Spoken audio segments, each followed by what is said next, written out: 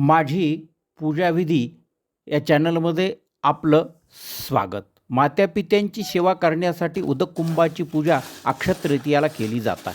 प्रथम एक चौरंग घेऊन त्यावर पांढरे वस्त्र अंतरावे, त्यावर पळसाची पत्रावळी ठेवून गहू ठेवावेत, तांदूळ ठेवू नयेत.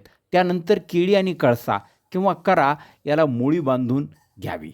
त्यानंतर 3 पठ्ठे त्याला गंधाचे ओढून घ्यावेत. ते उलटे अशा प्रकारचे घ्यावेत, कारण पितरासाठी इतर वेळेपेक्षा उलटी पद्धत वापरली जाते. नंतर केळी आणि कळसा हा गव्हाच्या राशीवर ती ठेवून त्यामध्ये त्या कळसाच्या कंठाबरोबर पाणी भरावे आणि कंठानंतर पाणी भरल्यानंतर उजव्या हातामध्ये पाणी घ्यावेत, थोड्याशा अक्षता घ्याव्यात आणि अक्षता घेऊन संकल्प करावा.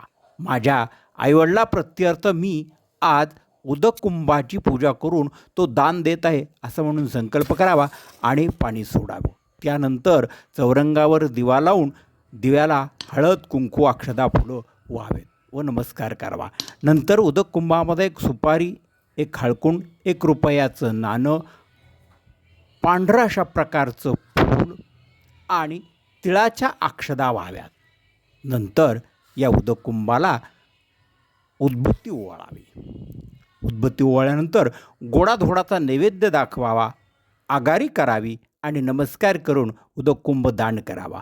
संपूर्ण पूजाविधी पाहण्यासाठी माझ्या पूजाविधीवरील संपूर्ण व्हिडिओ पाहावा. मी खाली लिंक दिली आहे.